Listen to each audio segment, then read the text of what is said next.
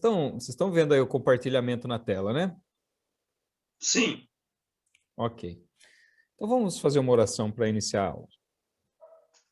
Senhor, nós agradecemos ao Senhor, te louvamos, ó Deus, pela oportunidade que o Senhor nos concede mais uma vez. Estamos aqui estudando a tua santa palavra. Paizinho, fala conosco, guia, Senhor, o nosso estudo, abençoa cada um dos alunos que aqui está, que nós possamos todos aprendermos juntos do Senhor. Em nome de Jesus, é o meu pedido e já te agradeço. Amém. Amém, Jesus. Muito bem. Na aula passada, nós falamos sobre o estado intermediário. Fizemos primeiro uma breve introdução em relação ao assunto, em relação ao tema escatologia.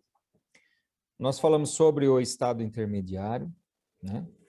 Nós falamos também sobre a ressurreição, né? Então, a ressurreição de Jesus e a ressurreição do corpo, do estado glorificado, e nós falamos também a respeito da volta de Cristo na sua primeira fase. Nós vimos que existem aqui duas fases da volta de Cristo. A primeira, que se dá no momento do arrebatamento, e a segunda fase, que é a vinda visível, a vinda pessoal de Jesus.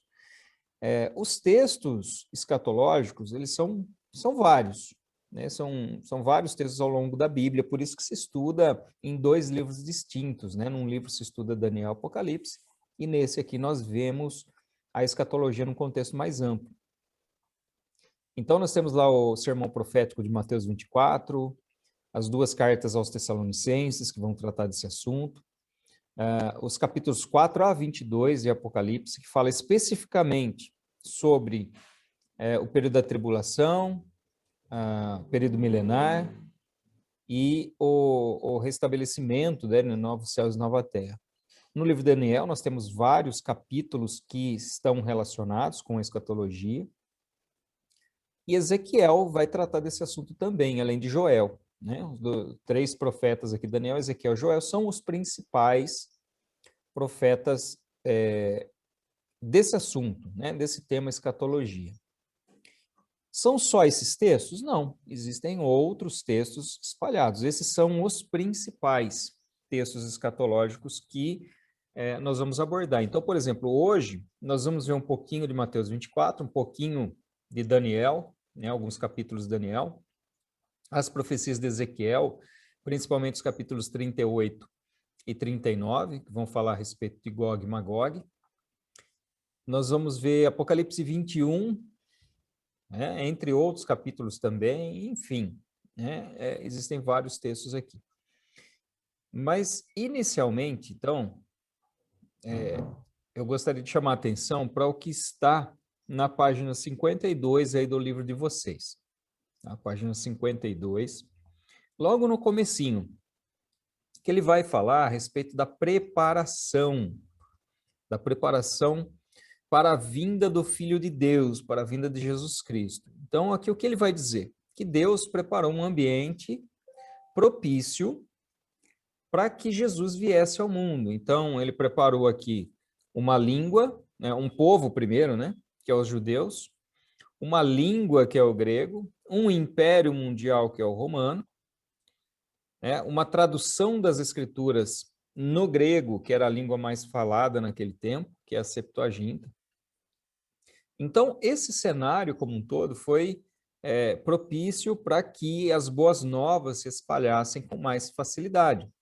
Então, nós vemos a preparação do mundo para a vinda do Salvador, para a vinda do Messias. O texto, o que ele vai dizer? Ele vai colocar como uma tentativa de equiparação para o advento do anticristo. Então, o que ele diz aqui? No mesmo parágrafo aí, de igual modo, o diabo também prepara todas as coisas, armando o palco para o reino das trevas do anticristo, quando a igreja sair daqui. Então, nós já falamos sobre isso, né, que nós estudamos a escatologia sob um ponto de vista dispensacionalista e pré-tribulacionista. Então, Existem outras teorias relacionadas à escatologia, várias, né? Mas nós vamos por esse viés, nós usamos essa linha de pensamento, através da interpretação de alguns textos bíblicos que vão nos mostrar, né, que essa interpretação seria, então, a mais correta, né, conforme a análise que a gente faz aqui do texto. Então, nós vimos na aula passada até o momento do arrebatamento, e o arrebatamento é o evento-chave que dá início aos demais eventos escatológicos. Então, veja que a igreja sobe ao encontro do Senhor nos ares. E nós vimos que nesse tempo, à medida que a igreja vai é levada com Jesus, está com Jesus, passa pelo tribunal de Cristo e vai, na sequência, as bodas do Cordeiro. Não é isso que nós vimos na aula passada? Muito bem. A partir da subida da igreja, do arrebatamento, dá-se início aqui na terra do chamado período da tribulação. E é isso que nós vamos ver a partir de agora. Então, esses eventos que nós vamos estudar a partir de agora, eles ocorrem durante o período da tribulação e no momento posterior ao arrebatamento da igreja. Por que eu estou dizendo isso aí? Porque existem muitas coisas que às vezes as pessoas falam, né, sobre aumento da incidência de feitiçaria, então até colocar aqui na tela já, né? Aquilo que vai acontecer de uma forma mais ampla, né? Então nós vemos apostasia, indiferentismo espiritual, desobediência, anarquia, aumento da incidência de feitiçaria. Então, todos esses eventos, eles ocorrem com uma maior intensidade após o arrebatamento da igreja. Lembra que a gente viu na semana passada sobre os sinais lá de Mateus 24? Guerras, rumores de guerras, epidemias, etc. Então, Mateus 24 e Lucas 21. Nós vimos que esses sinais que antecederiam a vinda de Jesus são equiparados às dores de parto. Então, quando a gente olha para essa listinha que está aí na tela, nós vamos ver que sempre houve isso também. Sempre houve apostasia, indiferentismo espiritual por parte de alguns, desobediência. Então, você pega desde o Éden, né? Existe desobediência.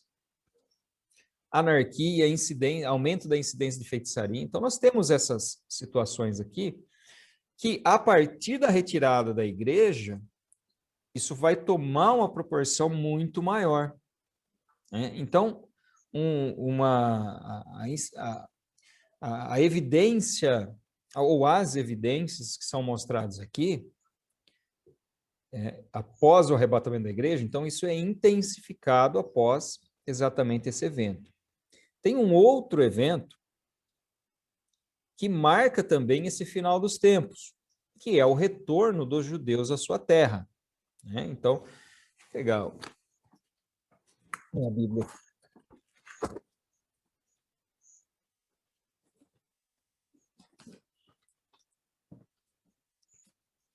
Mateus 24, 32.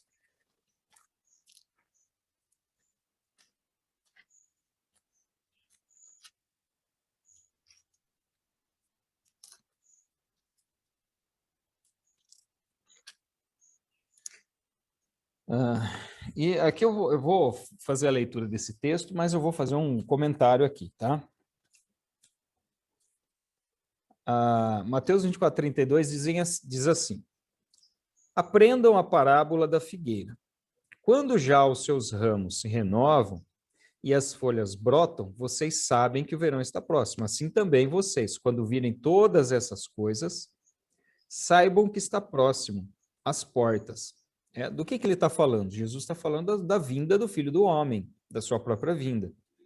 E ele conta essa parábola da figueira. Algumas pessoas vão interpretar, inclusive é a visão aqui do livro, salvo engano, né?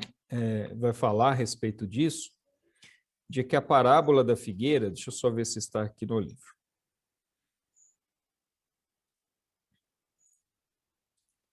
Exatamente, ele cita aqui Mateus 24, 31 em diante.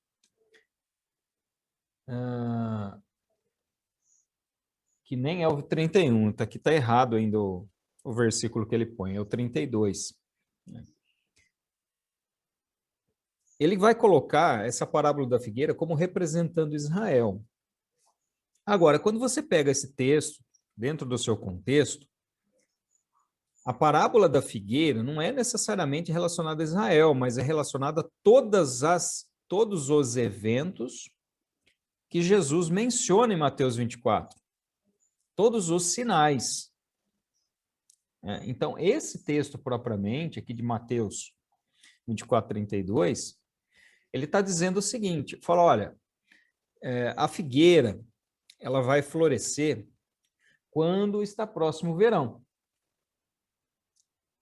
Então, da mesma forma que vocês sabem que o verão está próximo, quando você olha para a figueira, você não precisa de calendário. Você olha para a figueira e vê ela florescendo, você vai saber que está próximo o verão. Eu sempre faço uma analogia, por exemplo, aqui em Araras, a gente vê muito lá nas marginais, aqueles... É IP, né? É IP? IPs. Os IPs.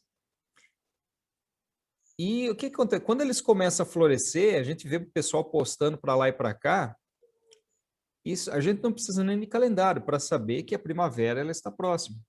Que o florescimento dos IPs começam muito próximo ao início da primavera. Então, a analogia que Jesus faz é exatamente essa, quando ele fala a respeito da figueira. A figueira muitas vezes é utilizada em relação a Israel, sim, né? Mas não só a figueira. Outras árvores também são relacionadas a Israel. Nesse texto aqui, o autor do livro, ele vai colocar que o retorno dos judeus à sua terra tem base, a profecia tem base, além de outros textos, em Mateus 24, 32. Mas essa parábola da figueira não é exatamente isso que ela quer dizer. Tá? Então, só fazer esse adendo. Agora, o retorno dos judeus à sua terra é um sinal que está próximo o tempo? Sim. Nós temos vários outros textos bíblicos que falam a respeito disso, que Israel seria restaurado como uma nação. E esse movimento de retorno, ele teve início lá em 1897, com Theodor Herzl, né, que inaugurou ou fundou o chamado movimento sionista. Né? O que é o movimento sionista? É um movimento de retorno dos judeus para a sua terra, embora em 1897 Israel ainda não fosse uma nação. Mas eles já começaram a colonizar aquela terra em alguns trechos, fazendo pequenas aldeias. Então, isso começa lá em 1897. Aí vem, na década de 40, a Segunda Guerra Mundial, onde os judeus são perseguidos, massacrados, e a ONU, sensibilizada por aquilo que aconteceu, reúne, então, as nações, e em 1948 ocorre a criação do Estado de Israel. De 48 para cá, então, ocorre uma migração em massa de judeus para Israel.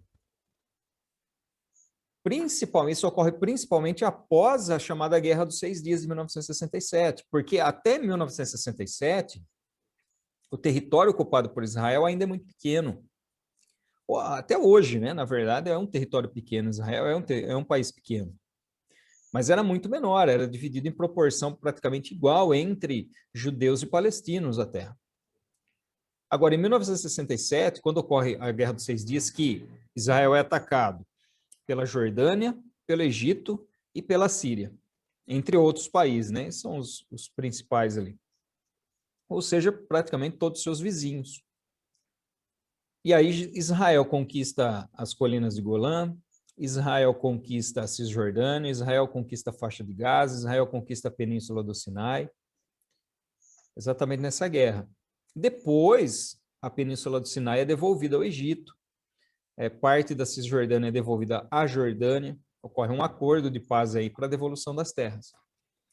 Mas a partir daí, então, intensifica-se muito mais esse retorno. E aí nós temos em 1987 a criação do chamado Instituto do Templo. O Instituto do Templo, em Jerusalém, que fundado em 1987, eles já possuem todos os utensílios, todas as vestes prontas, todas as especiarias para se fazer o incenso, tudo prontinho. Então, hoje é um local que pode ser visitado em Jerusalém, onde você pode ver as vestes sacerdotais, inclusive do sumo sacerdote, né? Os utensílios, ali você vê embaixo ali as harpas, né? O shofar, que é aquela trombeta, né, de chifre de carneiro.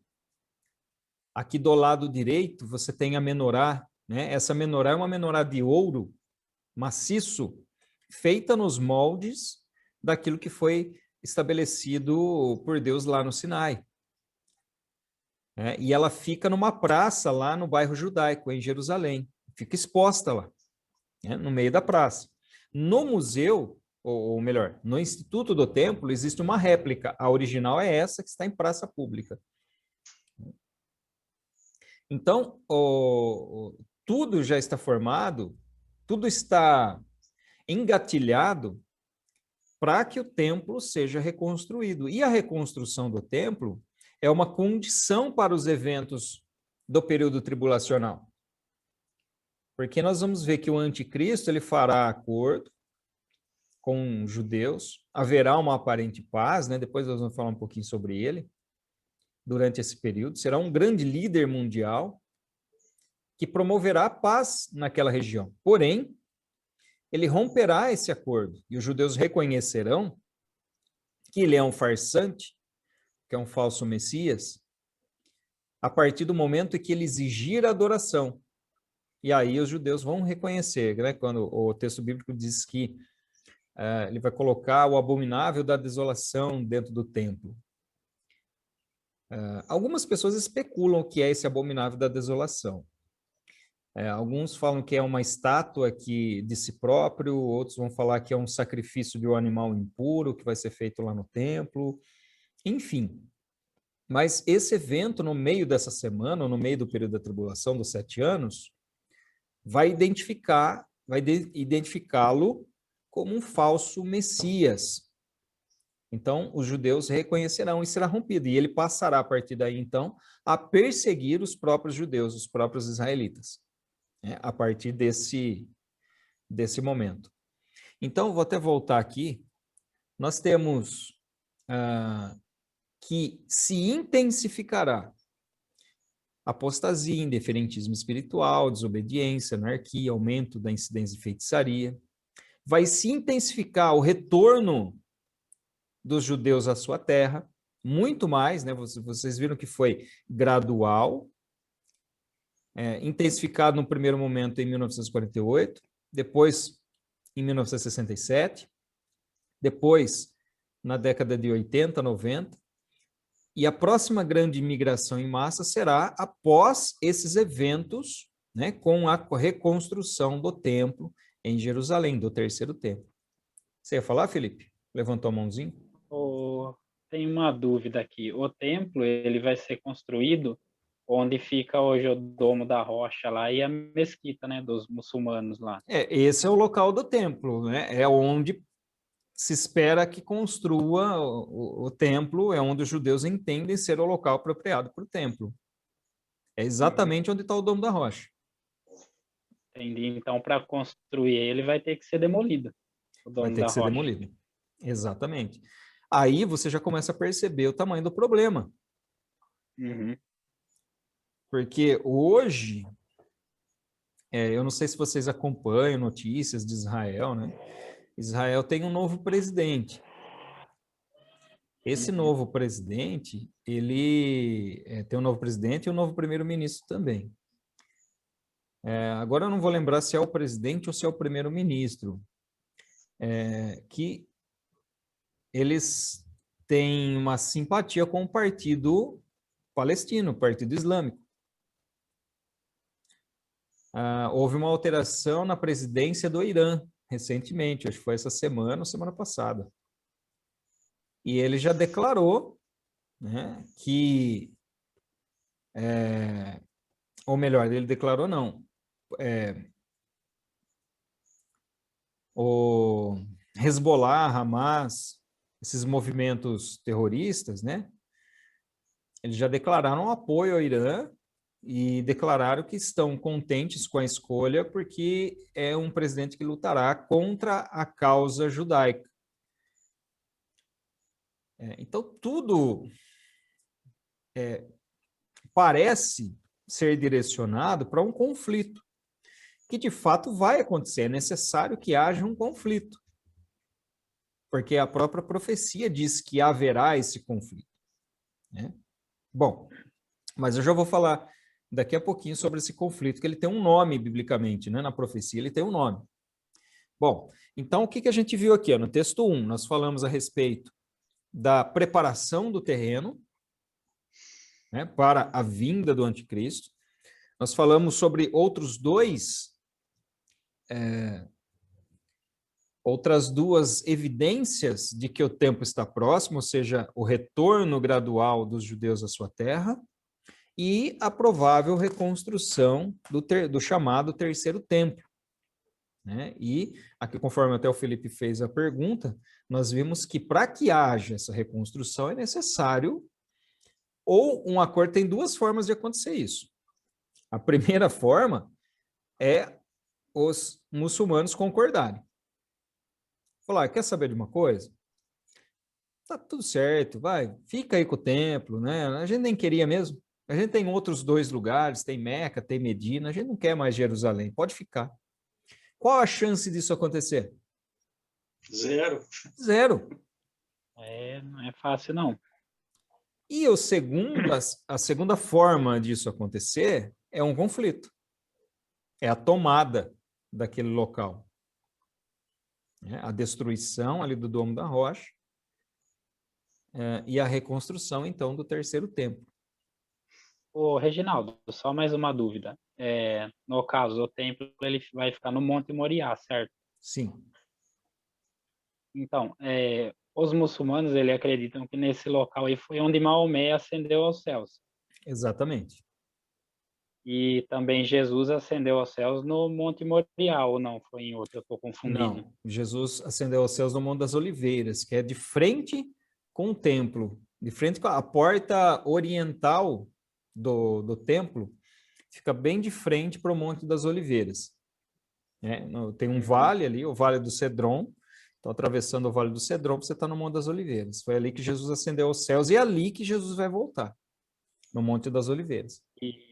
E o Domo da Rocha é o local onde Abraão iria sacrificar Isaac, certo? Isso, exatamente. Onde Abraão ia sacrificar Isaac, onde ficava a eira de Araúna, que Davi foi lá comprar, né, e ofereceu sacrifício para aplacar a praga ali em Israel também.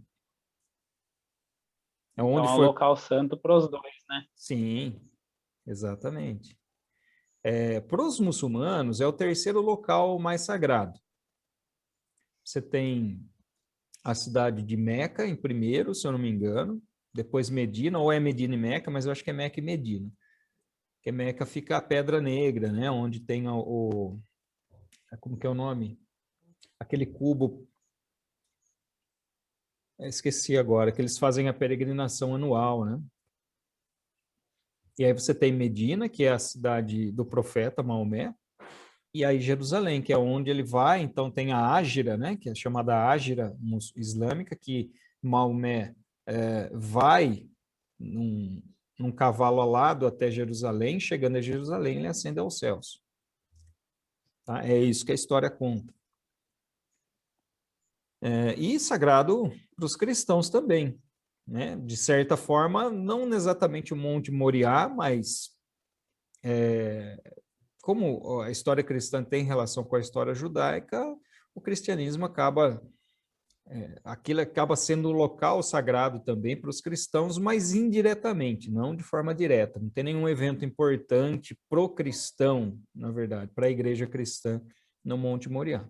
A não ser aqueles, óbvio, do Antigo Testamento, né? Que é a mesma razão pela qual é sagrado para os judeus, né? Eu ia falar alguma coisa, acabei esquecendo. A construção do terceiro templo, então, nós vemos aqui a grande maioria dos teólogos, principalmente esses, lógico, de linha dispensacionalista e pré-tribulacionista, eles vão afirmar que a construção do terceiro templo somente se inicia depois do arrebatamento da igreja. Tá? A maioria vai dizer. Porém, existem alguns que creem que o templo ele será iniciada a sua construção antes do arrebatamento da igreja. Apesar desses teólogos fazerem ali seus argumentos, terem os seus argumentos, não parece ser o mais natural, o mais lógico, porque se a construção do templo depende de uma guerra, e essa guerra é muito provável que seja a chamada guerra de Gog e Magog, que acontece no início do período da tribulação, então muito provavelmente aqui, pela lógica, o que é mais provável é que a igreja já terá sido arrebatada. Tá? Então, aí eles se dividem, mas a grande maioria acredita que a construção do terceiro templo somente se dará após o arrebatamento da igreja. Muito bem. Aí, no texto 2, vai falar a respeito da predominância de uma confederação de nações. Tá? Então, o texto 2, o texto 3, o texto 4, né, o 2, o 3 e o 4, eles vão falar exatamente disso, da formação dessa confederação de nações e da guerra que haverá entre Israel e essa confederação de nações e a destruição dessa confederação de nações, não só da confederação de nações, mas também das suas cidades satélites. Né? Então, aqui texto 2, texto 3 e texto 4. Então, vamos falar um pouquinho sobre essa confederação de nações. Então, primeiro, a pergunta, né? Que confederação será essa? Essa confederação, ela é prevista lá no livro de Daniel, pelo sonho de Nabucodonosor relacionado com a estátua, e depois visto também na visão de Daniel, naquele sonho relacionado com os animais. Então, você tem, no sonho de Nabucodonosor, uma estátua, cabeça de ouro, peito de prata, ventre de bronze, pernas de ferro e pés de barro e ferro. Então, e é muito claro essa divisão. Então, o ouro representava o Império Babilônico, então a cabeça do Império Babilônico, a prata representando o Império Medo-Persa, o bronze representando o Império Grego e as pernas representando o Império Romano. Então, a divisão, aqui as duas pernas, né, representando a divisão do Império Romano entre ocidental e oriental. No ano de 395, ocorre uma ruptura ali entre o Império Romano, né, ocidental e oriental. O ocidental tem a sua capital em Roma e o oriental passa a ter sua capital em Constantinopla. Então, essa é a razão pela qual ali as duas pernas da estátua representando Roma, cada perna representando, então, uma divisão deste grande império. Tá? E aí você tem os pés de barro de ferro representando essa confederação de nações que surgirá no final dos tempos, após o arrebatamento da igreja, no início do período da tribulação. E essa confederação de nações investirá contra Israel. Da mesma forma, a gente olha para os... nós temos essa mesma ilustração na visão de Daniel dos animais. Então, você tem o leão, você tem o urso, você tem o leopardo, e aí você tem o animal terrível, né, representando ali o Império Romano. E a razão pela qual se crê que esse bloco de nações, esse bloco de 10 nações surgirá do Império Romano, ou do território, né, do Império Romano, porque depois eu vou mostrar um mapa para vocês, vocês vão ver que não é da Roma hoje, tá? Não é da Itália, mas é de todo o território do Império Romano, que ocupava várias regiões. E nós vamos ver daqui a pouco. Então, essa região do antigo Império Romano é de onde surgirá esse bloco, essa confederação das nações, que é citada depois ali, lá em Ezequiel. Nós vamos ver daqui a pouco. Por que se acredita?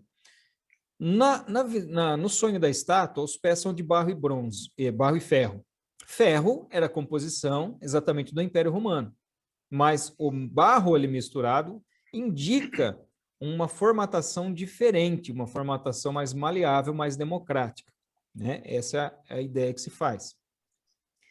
E quando você olha para a visão dos animais, o que se enxerga ali é que os chifres que representam as 10 nações, então os pés, 10 dedos, e o animal terrível, 10 chifres. Desses 10 chifres, então, ou melhor, do animal terrível surgem 10 chifres.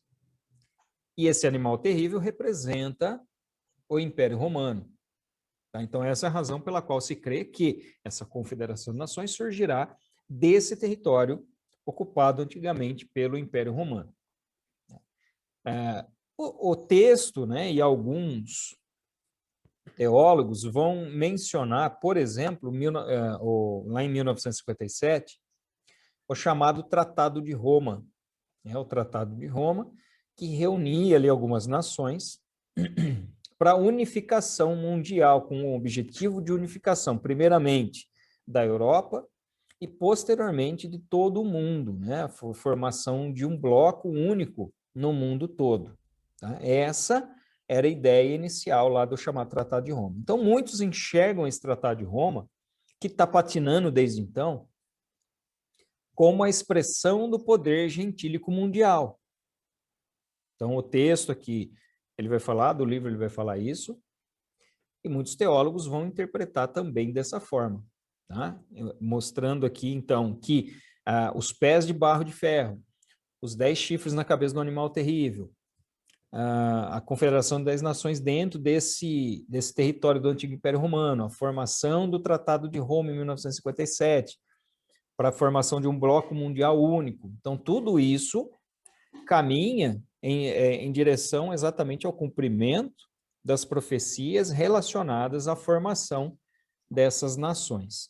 Tá? Tudo bem? Então, que confederação será essa? Uma confederação de nações formadas por países ou por regiões que está dentro do antigo Império Romano. E aí a gente vai para Ezequiel, né? E essa é a chamada Batalha de Gog e Magog, que acontece no início da tribulação.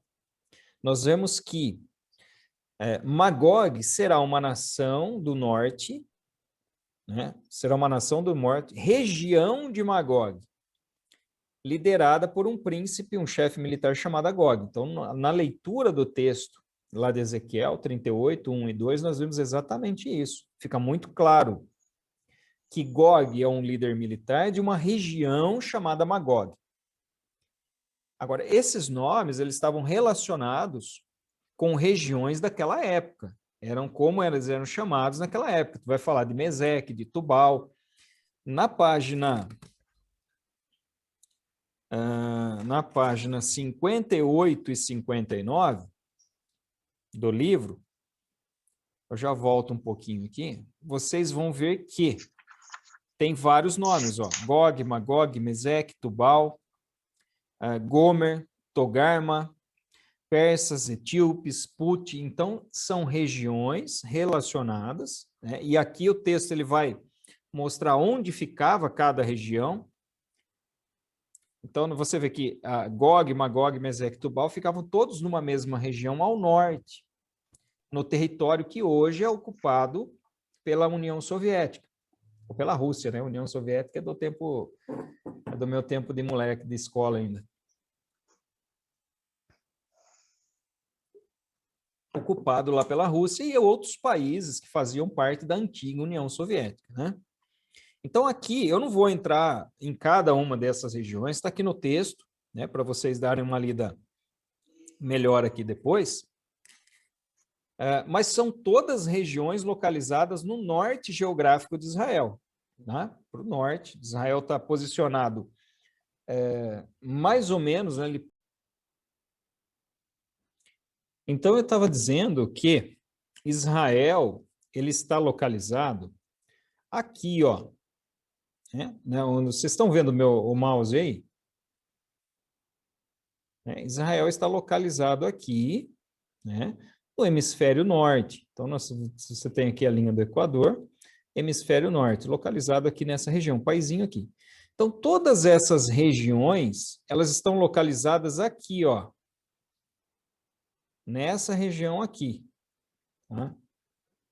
Então, toda essa região estão esses países, ou essas regiões que são citadas aqui nas páginas 58 e 59, quando vai falar de todas essas regiões. Tá? Então, daqui do norte para o leste também de Israel, tá? Mas principalmente encabeçado aqui por aquelas regiões ao norte de Israel. E chegando, inclusive, aqui a essa região, né, da antiga chamada, no original hebraico, de terra de Ros, ou de Rus, que deu origem posteriormente à chamada Rússia. Né? O primeiro, ali a União Soviética, e depois a Rússia propriamente. Então, Israel está localizado aqui, essas regiões localizadas ao norte, geográfico aqui, então, de Israel. Tá? Então, será uma nação do norte, região de Magog, liderada por um príncipe e um chefe militar chamado Gog. Será líder de Meseque e Tubal, regiões ocupadas pelos citas e tártaros no passado. Atualmente, o local onde está a Rússia, conforme eu mostrei para vocês ali no mapa. Além de ser auxiliado também por nações europeias, asiáticas e africanas também.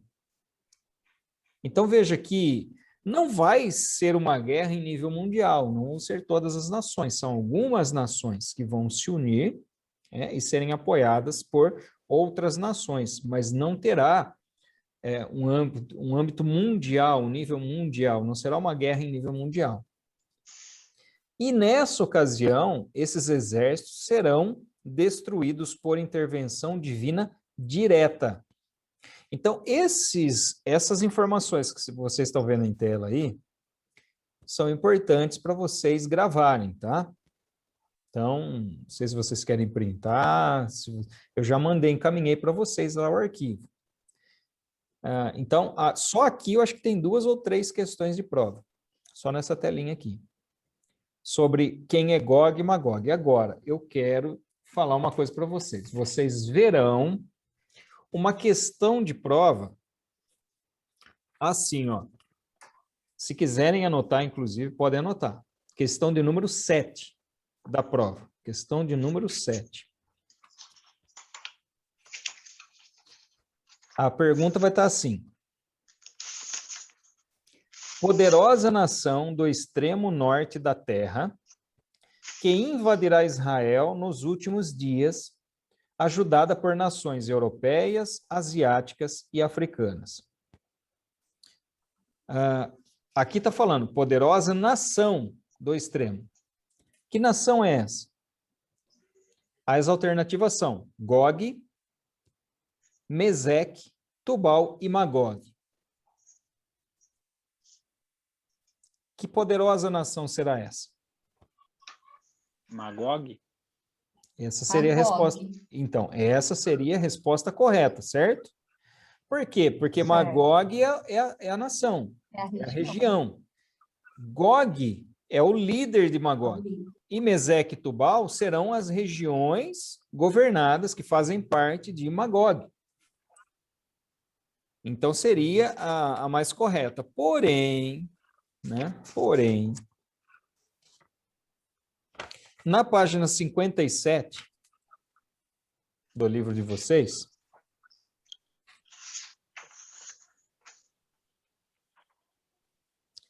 onde está aí, Gog invadirá Israel, estão vendo? Acharam aí? Olha o que está escrito. O estudo meticuloso das profecias mencionadas no início desse texto mostra que Gog, a nação ou bloco de nações do norte da terra em relação a Israel, invadirá esse país nos últimos dias. A Bíblia localiza Gog ao norte de Israel. Essa poderosa nação do norte será ajudada nessa invasão por nações europeias, asiáticas e africanas. É exatamente conforme está no texto. Então, segundo o livro-texto, a resposta aqui é Gog, tá? Porém, lá em Ezequiel, no capítulo 38, Gog não é uma nação. Magog é a nação. Mas na prova, a questão de número 7, a resposta correta será Gog, conforme o que está no livro, texto aqui na página 57, tá? Reginaldo, mas se você voltar no próprio livro, ele fala que Gog é um líder. Olha lá, o Gog é o líder que tenta destruir Israel. Na página 58. Na página 58. Na 56 aqui, ó. Na 56 ele fala também, né? Fala. Exatamente. Agora, vira na página 58. Lá embaixo, no item 2. Está escrito, ó, Gog. O próprio texto bíblico explica que se trata de um governante de Meseque e Tubal, na terra de Magog. Tá? Então, a resposta correta seria Magog. Mas o enunciado aqui da questão, ele está exatamente igual ao texto da página 57. E na página 57, ele fala que é Gog, que é essa poderosa nação. Então, o gabarito vai dizer que é Gog. Tá? O Magog é a resposta correta. Que não é a correta da prova, vocês entenderam, né? Tá? Não fiquem chateados, não. A Delita fica doida, né? Essas coisas, né, Delita? Nem comento. Nem comenta, né? Nem comento. Muito bem. Então, nós vimos aqui, né, o texto 2, a predominância dessa confederação de nações. Nós vimos aqui a formação dessa confederação por meio das visões lá de Daniel, do sonho de Nabucodonosor, da interpretação de Daniel e da visão posterior de Daniel, que relaciona o surgimento desse bloco de confederação de nações a partir das regiões ocupadas pelo antigo Império Romano. Tá? E nós vimos também aqui, principalmente nos textos 3 e 4, né, algumas características importantes relacionadas com Gog e Magog, né, de onde sairá, da onde será o líder, né, dessas regiões, Meseque e Tubal, regiões ocupadas por citas e tártaros no passado, que eram grandes nações. Tá? Isso é importante também. Esse auxílio de nações europeias, asiáticas e africanas, que é da questão número 7, que nós vimos. E que serão destruídas pelo poderio militar de Israel? Não. Vão ser destruídas por intervenção divina direta. Tá? Deus intervirá. Aí o que vai acontecer? Através dessa intervenção, né, haverá um avivamento muito grande em Israel. Mas eu já falo sobre avivamento. Na página 59 do livro de vocês, lá embaixo, vai estar os motivos da invasão de Israel por Gog. E ele vai dizer que existem 2 motivos para a invasão de Israel por Gog e Magog. As riquezas de Israel, inclusive as riquezas do Mar Morto, e a posição estratégica que ele ocupa. Tá? Então, essas são as 2 razões, os 2 motivos, segundo o livro-texto, pelos quais Gog e Magog invadirão Israel. Deixa eu fazer uma outra crítica aqui. Tá? A posição estratégica influenciará muito pouco, porque Israel é um país muito pequeno. As nações vizinhas não dependem do território de Israel para transitar ali de um lado para o outro. Tá? Então, a posição estratégica pode ser, mas muito pouco. Riqueza, que riqueza que Israel possui? Não tem recursos minerais, não tem petróleo, não tem água. Então, fica aqui uma crítica. Tem as riquezas, sim, mas não são riquezas a ponto de você invadir um país e tomar o país por causa disso. A principal razão é a extinção do povo judeu e a retomada da terra dessas nações que não reconhecem Israel como uma nação soberana. Então, a questão principal é religiosa e política, tá? Mas, segundo o livro-texto, as duas razões para a invasão são essas daqui. E aqui, então, nessa telinha, vocês estão vendo, de um lado, a guerra de Gog e Magog, do outro lado, a batalha do Armagedon. Por que eu coloquei aí? Para não confundir as duas batalhas. Existe a batalha de Gog e Magog, que ocorre no início do período da tribulação. Então, aqui, você tem o período da tribulação de 7 anos. Batalha de Gog e Magog ocorre no início e envolverá um bloco de nações. A batalha do Armagedon ocorre no final do período da tribulação, no encerramento, após os 7 anos, ou no final dos 7 anos. E envolve todas as nações. Então, essa batalha do Armagedon não se confunde com a Gog e Magog. Gog e Magog, todas as nações vão participar? Não. Apenas um bloco de nações. E serão destruídos à medida que eles avançarem para o território israelense, eles serão destruídos por intervenção divina direta. A batalha do Armagedon envolve todas as nações e acontece, então, no período final da chamada tribulação, né, desse período de 7 anos da tribulação. E aí, então, entra propriamente no que eu ia falar para vocês, né, no resultado dessa derrota de Gog, né, nessa batalha, que vai estar lá na página 61, que é o texto de número 5. Então, os resultados de Gog e Magog, da derrota de Gog, né? Primeiro, haverá um vazio e um desequilíbrio na liderança do poder político mundial, deixando o caminho aberto para o surgimento do anticristo. Então, olha só, esse bloco de nações invade Israel. Israel derrota, né, por intervenção divina, derrota essas nações. Israel toma posse de territórios. E aqui é que entra, né, a possibilidade da tomada do Monte Moriá, para que ocorra a reconstrução do templo.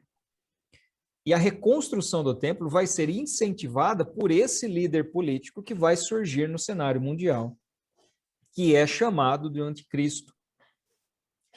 Então, essa instabilidade política no mundo vai propiciar, vai favorecer o surgimento de um personagem que vai encabeçar, que vai liderar todas as demais nações e pela sua postura, pelo seu discurso firme, enfim, ele vai ser admirado e ele vai ser exaltado por todas as demais nações. Então, vai acabar surgindo nesse vácuo que surge, né, após essa batalha, é o momento exato onde surge, então, essa liderança que vai apaziguar os ânimos, que aí está relacionado com aquele cavalo branco que surge lá em Apocalipse, no capítulo 6. O cavalo branco, né, o cavaleiro do cavalo branco, que ele representando uma aparente paz, mas não vai ser implantado uma paz, ele vai ser visto como o Salvador. E ele surgindo aí, ele vai ser visto pelos judeus como aqueles a quem eles esperavam para restaurar o reino a Israel. E essa intervenção divina, então, resultará na conversão de muitos judeus e no derramamento do Espírito sobre eles. Então, o texto ele vai dizer que a profecia lá de Joel, e vista aqui em Ezequiel 39, 28 e 29, então Joel capítulo 2, ela se cumpre em etapas. ela se cumpre num primeiro momento, lá em Pentecostes, Atos capítulo 2, quando o próprio Pedro vai dizer, o que vocês estão vendo é o cumprimento da profecia de Joel. E ele tem uma segunda etapa que ocorre nesse período, no início da tribulação. E uma terceira etapa que ocorre no período milenar. Tá? Tudo bem? Então, é uma profecia que se cumpre de forma gradual. Agora, essa é a visão da maioria dos teólogos dessa linha, inclusive do livro. Outros vão dizer que não, que nesse momento da tribulação não ocorre o derramamento do Espírito Santo, mas que essa profecia ela está relacionada com o início do período milenar. Tá? Então, você tem essas duas visões. Qual é a visão do livro? A visão do livro são essas três etapas, que no período da tribulação também ocorre, né? Esse derramamento do Espírito Santo. Então, nesse momento, haverá a conversão de muitos judeus e o derramamento do Espírito Santo sobre eles. Pergunto para vocês, conversão a quê? Que tipo de conversão? Mas que tipo de conversão? Conversão ao judaísmo? Eles já são judeus? A igreja subiu, né? A igreja não está mais aqui? Conversão aqui. Então, tem algumas críticas em relação a essa aplicação dessa profecia dentro do período da tribulação. Tá? Algo que é uma realidade nesse período é o selo dos 144 mil. Então, o que está lá em Apocalipse 14:1, ocorre nesse período, exatamente aqui, nesse momento.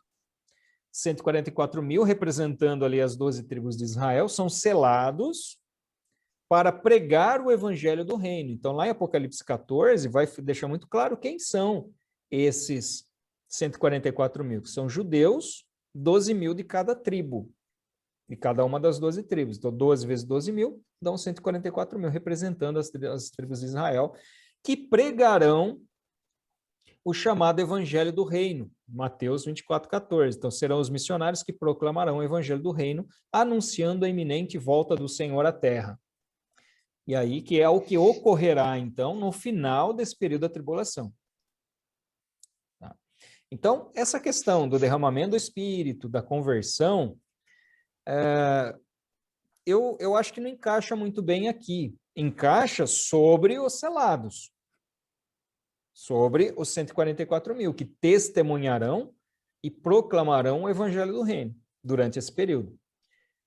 Agora, esse evangelho do reino ele tem uma característica diferente do evangelho que é pregado hoje. Tá? Não é o mesmo evangelho. Hoje, o evangelho pregado hoje é diferente daquele que será pregado durante o período milenar. Tudo bem? É o mesmo evangelho? Não é o mesmo evangelho. Porque se prega hoje o evangelho de arrependimento para inclusão da pessoa no corpo de Cristo. O corpo de Cristo já não estará mais aqui. E aí, nesse período, simplesmente haverá anúncio de juízo, quando voltar o Senhor Jesus para julgar a terra. Pode falar, Nivaldo. Eu acho, sei lá, na concepção de entendimento da gente, em 7 anos vai ser uma série de eventos. Sim. Que vai ocorrer, construção de templo, essa guerra que vai ter das nações, do judeu, conversão, vai ser uma tribulação danada mesmo. Sim, sem dúvida. Né? Aliás, eu acho que a gente vai ver um pouquinho mais isso na aula que vem, na semana que vem.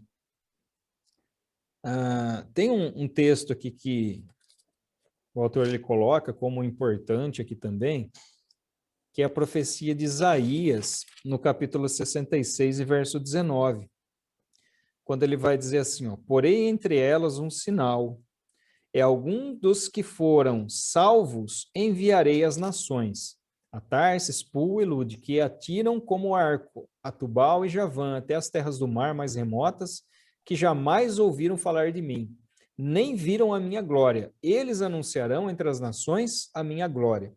Então, esse texto de Isaías 66:19 é exatamente uma profecia relacionada a esses selados de Apocalipse que vão pregar o evangelho do reino durante esse período aí, tá? Algo importante.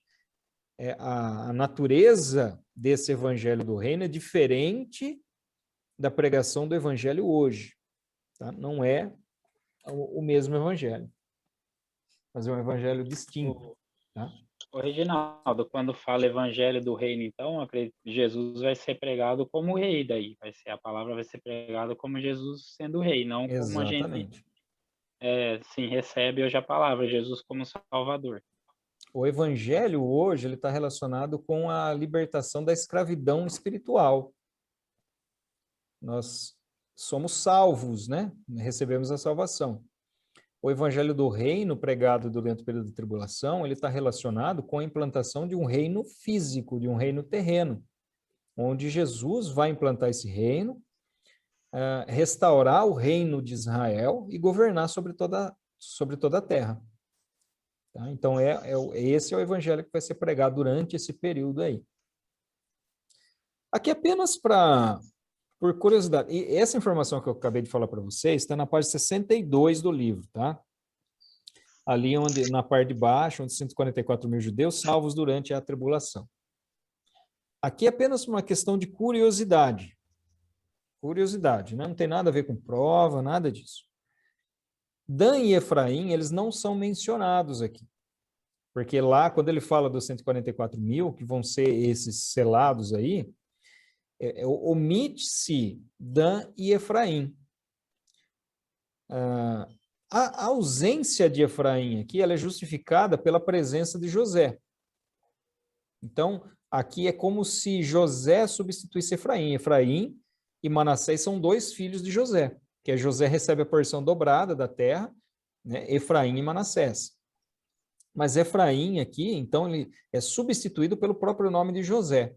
Né? Então, aqui não muda nada. Agora, Dan, existe uma explicação que está relacionada com a idolatria. Quando se institui a idolatria no Reino do Norte, se institui a partir de Dan. E até hoje, a região anteriormente ocupada pela tribo de Dan, que fica ao norte de Israel, é um ponto de turismo hoje para a cidade que se chama Cesareia de Filipe. Jesus vai para essa cidade e é lá em Cesareia de Filipe que ocorre aquela conversa entre Jesus e os discípulos sobre quem ele era, quem as pessoas dizem que eu sou. E a declaração de Pedro, tu és o Cristo, o Filho do Deus vivo. É lá nessa região, Cesareia de Filipe, ao norte de Israel. E até hoje, essa cidade, ela tem lá grutas gravadas na terra que é de idolatria, né? Onde eram sacrificados crianças antigamente, os locais eles estão preservados lá. Tem muitas fontes de água ali que serviam, então, para a peregrinação das pessoas que iam lá adorar esses deuses e fazer sacrifícios, inclusive sacrifícios humanos, foram feitos lá naquela região. Então, a explicação que se dá é em função da instituição da idolatria em Israel a partir de Dan.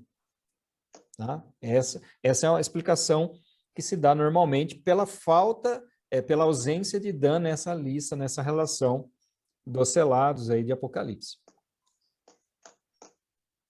Muito bem, aí então, nós vamos chegar, né, na lição de número 4, quando nós vamos falar sobre os personagens centrais, né? Então, quais são esses personagens centrais? O primeiro personagem é o chamado Anticristo, né? Tem uma imagem aí dramática aí, né? A pessoa fazendo uma carinha de bravo, carinha de mal aí, né? Mas, na verdade, não é bem isso, né? Essa pessoa vai surgir realmente como alguém, de certa forma, irresistível no seu falar, no seu porte, na sua presença, nas suas ações. o Clube de Roma, né, como eu tinha falado lá, ele conclui a necessidade de um governo único centralizado, será um homem personificando o diabo, mas apresentando-se como Deus, então a aparência dele não condiz com as suas intenções, e ele terá habilidade e capacidade espantosas, vai ser alguém fora da curva, e atuará, né, sob a orientação de Satanás, sob o poder de Satanás. Né? Ele fará sinais, fará prodígios, será um grande orador, aos moldes de Satanás. A Bíblia vai falar sobre ele, que ele tem um nome, um número e uma marca. Né? Eu acho que do nome, o número, acho que é na aula que vem que a gente fala. É, na aula que vem.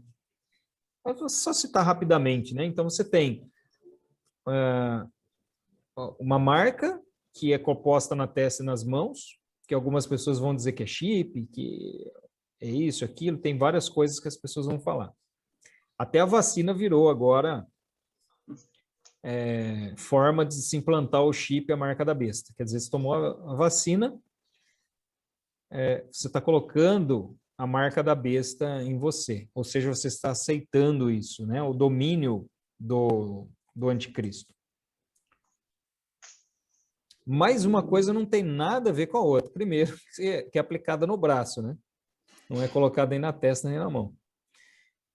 Até porque isso tem uma representação diferente, não é algo necessariamente que simbolize algo físico, mas é uma submissão, representa uma submissão a um poder. Essa ilustração, essa ideia de marca na mão e na testa, ela vem da cultura judaica. A cultura judaica, hoje eles usam, por exemplo, os chamados tefilim, né, que eles amarram uma caixinha na testa e uma caixinha aqui no braço, né, na altura do coração, e enrola essa caixinha até na mão, né, na sua mão esquerda.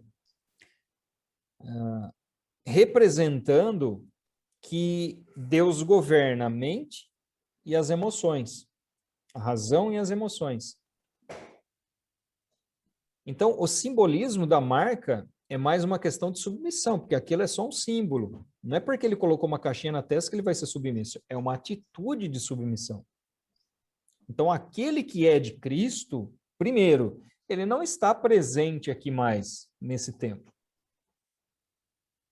Segundo, é uma questão de abandonar a Deus deliberadamente e se submeter ao domínio de Satanás. Essa é a ideia da marca. Não necessariamente um sinal físico. Já muitas coisas, eu vou falar disso mais na aula que vem, mas muitas coisas já falaram que era a marca da besta. Até a internet. A internet é a marca da besta. Quem usa a internet está se submetendo ao governo de Satanás. Quanto tempo já se passou, né? Hoje, o que aconteceu? Já abandonaram essa ideia. Já teve vários anticristos aí. O Donald Trump era anticristo. O Emmanuel Macron era anticristo. Até o Lula chegou a ser anticristo já. Aí passou o cajado para Dilma, que passou para o Temer, que passou para o Bolsonaro. E aí é um atrás do outro, né? Tem até um da Turquia lá que eles falam, né? Que é o anticristo isso, tem um da Turquia lá também. Eu não lembro o nome dele, mas tem um de lá. Tem esse da Turquia, tem o da França. Eu costumo falar o seguinte, uma hora acerta. Porque se todo mundo vira anticristo, uma hora eles acertam um, né? Mas, enfim, eu falo melhor disso na aula que vem. Né? Mas uma questão aqui desse governo único centralizado, operando sob a influência de Satanás, ela tem uma característica de rebelião contra Deus. E essa rebelião, até o texto ele vai mencionar isso, né? Que a rebelião, ela tem a sua origem lá na Torre de Babel, quando Nimrod constrói a Torre de Babel, simbolizando uma rebelião contra Deus. Da mesma forma, nesse período, a marca da besta, a submissão ao nome do anticristo, ele estará relacionado com uma rebelião deliberada e consciente contra Deus. Então, ninguém aceita a marca da besta sem querer. Ele precisa conscientemente, deliberadamente, se rebelar contra Deus, para que ele aceite, então, o domínio, o poderio de Satanás sobre a sua vida. Tá? Então, esse é o primeiro personagem. O segundo personagem que vai aparecer é o auxiliar dele, né?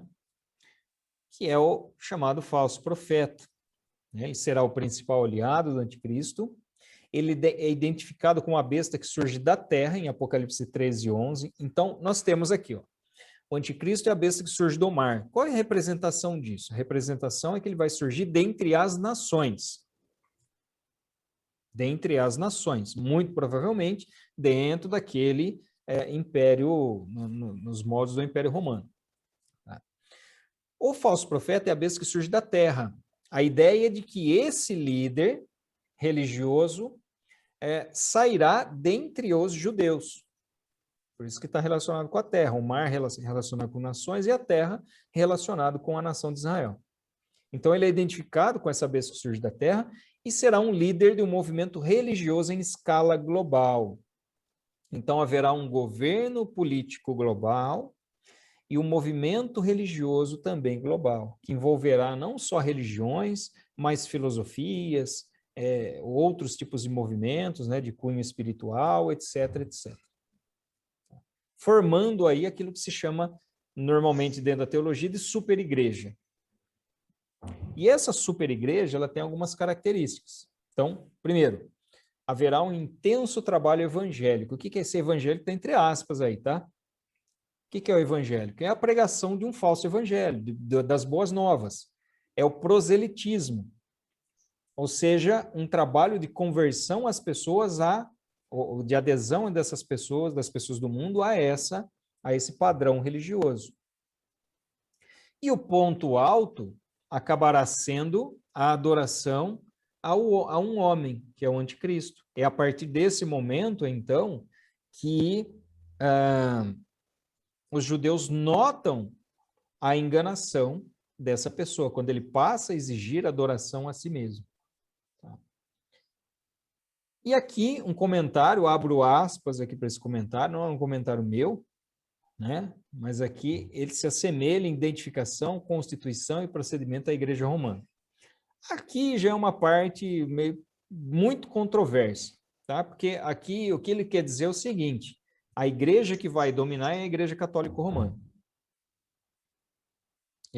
A Igreja Católica Romana é a Babilônia espiritual lá de Apocalipse. Não sei. Eu tenho sérias dúvidas em relação a isso. Né? Não há evidências sólidas bíblicas para se afirmar um negócio desse. Tá? Até porque o líder ele terá cunho judaico. Né? E como a Igreja Católica existe muita adoração a imagens, né? Idolatria dentro da igreja, embora eles afirmem que não é idolatria, né? Veneração, existe uma diferença teológica na teologia católica disso, mas não parece encaixar com o perfil exigido pelo judeu. Como que o judeu vai assimilar essa ideia a partir de uma noção de idolatria?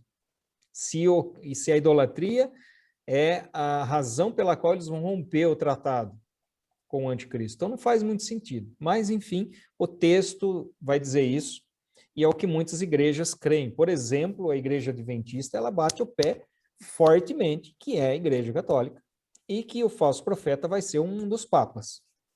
Tá? Ele bate fortemente, entre outras também. Tá?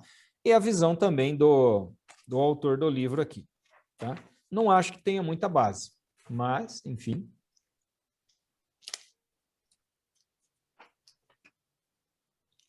Deixa eu ver se eu tenho mais alguma coisa aqui para falar para vocês disso.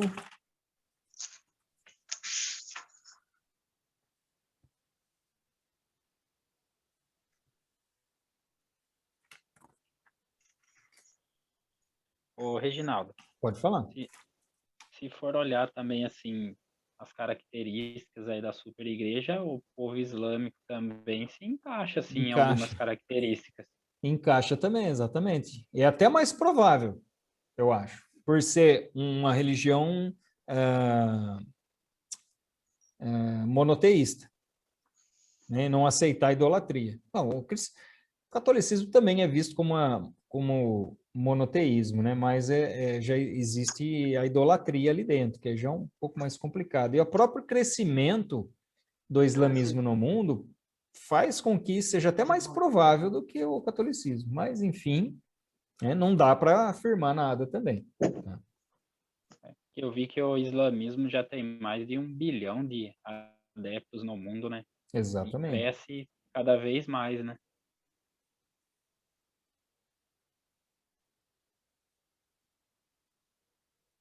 É isso aí. Então, agora nós vamos lá para o texto número 3, que vai falar do surgimento de duas Babilônias. Né? Então, o texto 3 e o texto 4, eles falam das duas Babilônias, né? Que é o assunto final aqui da aula de hoje. Né? Então, você tem a Babilônia do capítulo 17 e a Babilônia do capítulo 18. Uma Babilônia que é chamada de Babilônia mística, né, ou simbólica, e a outra Babilônia literal. Então, a Babilônia mística, ela vai estar relacionada com essa falsa igreja mundial, organizada nos dias da grande tribulação. Então, ela vai indicar, conforme eu já disse aqui, né, rebelião organizada contra Deus, a exemplo de Nimrod. É uma grande atividade de espiritismo dentro dessa igreja. Tá? Então, nós temos no capítulo 17 a chamada Babilônia mística, né, que tem relação com a falsa igreja mundial, indicando rebelião contra Deus e grande atividade de espiritismo. Tá? Então, essa Babilônia, apesar isso aqui eu quero deixar bem reforçado para vocês, tá? Apesar das minhas críticas em relação a isso, segundo o livro-texto, a sua atuação, ela muito se assemelha com os procedimentos da Igreja Católica, da Igreja Romana. Certo? Tudo bem? Ficou claro isso, né? E aí, no capítulo 18, nós temos a Babilônia literal. E aqui é uma cidade real, uma cidade literal, uma cidade física, que será a primeira capital do reino do anticristo. Certo? Alguns vão dizer que essa Babilônia literal é a cidade de Roma, a atual cidade de Roma, antiga e atual, né? Desde aquela época até hoje está no mesmo lugar. Mas outros vão dizer que isso pode ser em outro local, né? Baseado em algumas interpretações, que é o Império Romano, que é a Igreja Romana, eles vão dizer que a capital. Muito bem, então, como eu estava dizendo, aqui, nossa, faltando bastante aí, hein? Faltando 3 pessoas aí. Que muitas pessoas vão dizer, então, que se refere à cidade de Roma. Tá? Embora não há, no meu ponto de vista, mais uma questão que não dá para você cravar, pontuar, que realmente será, essa Babilônia literal será a cidade romana. Né? Alguns vão dizer por causa dos montes, né, dos 7 montes que existem em Roma, e vão usar essa interpretação para relacionar a profecia com a cidade romana. Pode ser? Até pode, né? Mas, como eu disse, não dá para cravar propriamente, tá? Então, conforme Gênesis 10, 8 a 11, 9, a rebelião organizada contra Deus teve início com Nimrod, dando também origem à prática de falsas religiões. Ok? Vou repetir, tá? Conforme Gênesis, isso segundo o livro-texto também, conforme Gênesis 10, 8 a 11:9, a rebelião organizada contra Deus teve início com Nimrod, dando também origem à prática de falsas religiões. Então, segundo o livro-texto, a rebelião se inicia na Torre de Babel. Como eu já disse para vocês, isso não é verdade. A rebelião começa no Éden. Na verdade, ele começa antes, né? Começa nas regiões celestiais. Mas, enfim, segundo o livro-texto, relacionado com essa questão da rebelião, aqui nós vemos que, conforme Gênesis capítulo 10:8, a partir de 10:8, essa rebelião organizada começa em Nimrod, começa com Nimrod. E, para reforçar também, a Babilônia, do capítulo 18, refere-se à cidade da Babilônia, uma cidade literal reconstruída. É a mesma cidade da Babilônia da antiguidade? Não. Não tem nada a ver com a Babilônia antiga que foi destruída. O nome Babilônia simplesmente é dado para se referir à rebelião, à confusão, né? O nome Babilônia vem de Babel, Bavel no hebraico, que significa confusão, simbolizando então essa rebelião, falando a respeito da confusão das línguas, né? A partir da rebelião do homem. Tá? Então não é a Babilônia que vai ressurgir, vai se reconstruir no mesmo local que era Babilônia. Mas esse nome Babilônia simplesmente é utilizado para representar, então, essa rebelião. E, por fim, aqui encerrou, tá, o assunto da prova. Eu só queria mostrar para vocês alguns mapinhas aqui, conforme eu disse que eu ia mostrar, né? Que aqui é a região do antigo Império Romano, então você percebe, né, a abrangência aí, ali do norte da África, uma região, uma parte ali da Síria, Mesopotâmia, ali ao norte também, a chamada Capadócia, região da Capadócia, e um pedacinho ali da antiga, do atual, né, da atual região russa, tá? Então, essa é a região do Império Romano, essa é a razão pela qual muitas pessoas vão dizer, relacionar, então, ao Império Romano, à Igreja Romana, etc., etc., que vai surgir daí. E eu queria ler com vocês Apocalipse 13, que ele vai dizer o seguinte: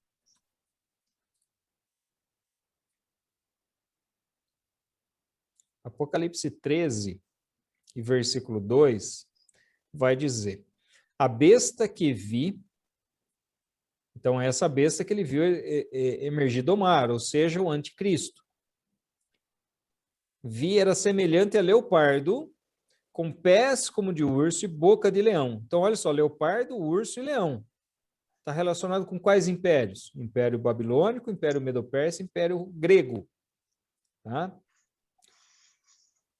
E quando você vai ver nas profecias lá de Daniel, ele vai relacionar, porque o Império Grego ele se divide em quatro governantes, né? Ptolomeu, Seleuco, Lisímaco e Cassandro. E ele vai falar que o anticristo, né, ele surge a partir dos chamados Seleucidas. Tá? E a região ocupada pelos Seleucidas é mais ou menos essa região aqui, composta ali pela Turquia e pela Síria. E aí você tem a Babilônia, ali, que é onde é o Iraque hoje, e a Pérsia, né? O Império Medo-Persa, que é o Irã. Então ele vai falar, e o dragão deu à besta o seu poder, e o seu trono e grande autoridade. Então alguns eles vão usar esse texto de Apocalipse 13:2 para dizer que surgirá dessa região aí, que é o norte de Israel. Então olha só, Turquia, Síria, Iraque e Irã, que são nações contrárias à presença de Israel ali, né? a soberania de Israel ali no meio. Então, faz sentido, baseado nesse texto aqui, tá? Que é uma junção, então, desses três animais, conforme a visão que João tem aqui. E o versículo 3, ele abrange um pouco mais ainda essa visão, porque o versículo 3, ele vai dizer assim, ó, uma das cabeças da besta parecia ter sido golpeada de morte, mas essa ferida mortal foi curada. E toda a terra se maravilhou seguindo a besta. Então, ele vai dizer, uma dessas cabeças parecia ter sido golpeada de morte. Qual desses impérios ele desapareceu? Qual desses povos ele desapareceu? Então, você tem ali, né, a Medo-Pérsia, a Babilônia e a Grécia. Todos eles, de certa forma, eles existem ainda, os povos. Agora, tem um povo que sumiu, que é o assírio, que é um império que antecedeu a Babilônia. E aí, algumas pessoas baseadas nesse texto vão dizer que o anticristo ele surge desse território do Império Assírio. Se você for comparar, você vai ver que é praticamente o mesmo território aqui, só que no caso do Império Assírio ele é um pouquinho maior, ó. Então você tem ali o Golfo Pérsico, tá vendo? Não sei se dá para ter essa noção aqui. A diferença aqui, na verdade, ó, se vocês forem comparar, eu vou tentar fazer um traço aqui. Deixa eu ver se eu vou fazer verdinho aqui.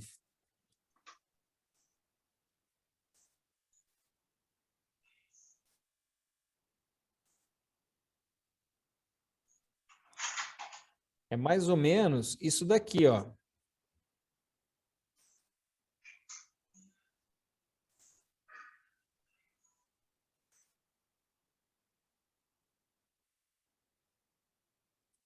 Mais ou menos isso daqui, né? Aqui, ó. Tá vendo? Dá para comparar aí agora, né? Então você pega mais ou menos o mesmo território, com exceção do Egito. Você acrescenta o Egito, né? Nessa linha aí, do 13.3, você vai acrescentar essa região do Egito aí nessa conta também, tá? Então, existem algumas versões aqui, né? Tem uma mais ampliada, que é essa aqui do Império Romano, é daqui que vai surgir o Anticristo, que é muito mais amplo. Outros que vão, com base em Apocalipse 13.2, restringir a essa região em vermelho aqui, outros que vão ampliar um pouquinho essa região, com base em Apocalipse 13.3, principalmente porque tem que ele vai dizer, tem um texto que ele vai dizer que era, que não é mais, mas que voltará a ser. Ou seja, era e não é mais. O que era e não é mais? O único império que era e não é mais é o Império Assírio, porque nós temos o Império Egípcio, permanece. Império Assírio, o Babilônico, que permanece o povo ali, o povo iraquiano. Você tem depois o Império Medo-Persa, que são os persas, aqui chamados de Irã. Você tem posteriormente os gregos, que também existem, e os romanos, depois que também. Então, baseado nessa interpretação, alguns vão restringir ao território do Império Assírio. Enfim, né, tem várias interpretações aí a esse respeito, né? Quando a gente estuda escatologia, a gente acaba tendo mais dúvidas do que certezas, né? Porque existem várias interpretações a esse respeito aí. Bom, é isso aí, pessoal. Na semana que vem, nós vamos encerrar, nós vamos continuar falando a respeito desses eventos da grande tribulação, falar um pouco mais sobre a marca da besta, o número da besta, etc. E no evento que encerra esse período tribulacional, na Batalha do Armagedon, que é a volta visível de Jesus. Tudo bem? Vocês gostariam de fazer um comentário?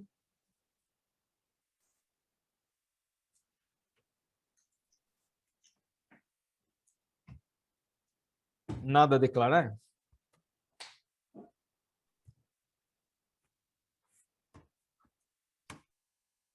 Muito bem, já que vocês não têm nada para perguntar. O que nós vimos hoje, pessoal? Nós vimos aqui os eventos do período inicial da tribulação. Após o arrebatamento da igreja, então uma intensificação desses sinais, o retorno de Israel e a reconstrução do templo, né? Do chamado terceiro templo. Depois nós vimos a formação dessa confederação de nações que congregará algumas lideranças para uma batalha contra Israel, com o objetivo de tomar a terra e exterminar o povo de Israel. E nós vimos então como ela é formada, quais são as nações aqui antigas envolvidas relacionadas. E nós vimos que existe uma diferença também entre as batalhas, né, de Gog e Magog e a batalha do Armagedon. Batalha de Gog e Magog, apenas um bloco de nações se envolve. E isso acontece no início da tribulação. Batalha do Armagedon, final da tribulação, e todas as nações são envolvidas aqui, né? Deus livra Israel de forma sobrenatural, ocorre uma intervenção divina direta em Israel, né, nessa batalha para livrar Israel. E a partir desse livramento, então, relacionado a Israel, ocorre um avivamento, e aqui inicia-se a chamada pregação do Evangelho do Reino. Em nível político mundial, o que acontece? Uma lacuna, um vácuo de liderança, onde surge ali cria-se então um ambiente propício para o surgimento do anticristo, que será uma pessoa se apresentando como Deus, mas personificando o próprio diabo, o próprio adversário, né, o próprio Satanás, com habilidade e capacidade espantosas. Ele terá um aliado, que será o falso profeta, que será um líder religioso. Então, o anticristo é um líder político, o falso profeta é um líder religioso, líder de uma igreja, de uma religião em escala global, formando aquilo que se chama de superigreja, né? Farão um trabalho evangelístico, um trabalho evangélico bastante aprofundado para angariar as pessoas para adoração a um homem, né? Que é o próprio anticristo. E conforme o livro-texto, ele vai se assemelhar muito em constituição e procedimento da igreja romana, tá? E aí nós temos Apocalipse 17, 18, que mostram duas Babilônias. Então, o nome Babilônia é um nome simbólico, não é uma Babilônia literal, apenas porque, a partir de Nimrod, dá-se a construção da Torre de Babel, que representa ali, então, uma rebelião contra Deus, e ocorre ali a confusão das línguas. Então, por causa disso, sempre que o nome Babilônia é citado, ele está relacionado com rebelião contra Deus. E aí ele apresenta duas Babilônias, a mística, que é a falsa religião, e a literal, que é a capital do reinado do anticristo. Ok? Resumidamente, é isso aí que nós vimos hoje.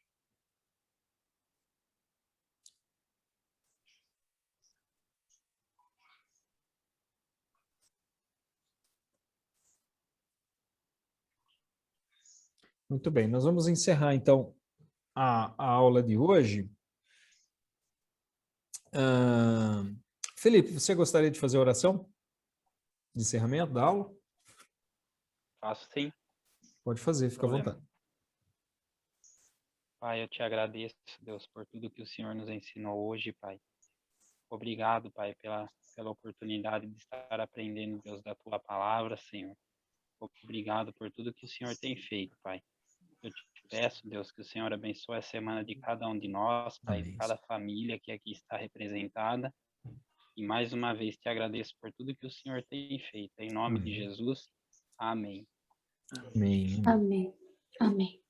Queridos, Deus abençoe, então. Até semana que vem. Amém. Amém. Até, Paz. pessoal. Boa noite. Deus abençoe. Amém.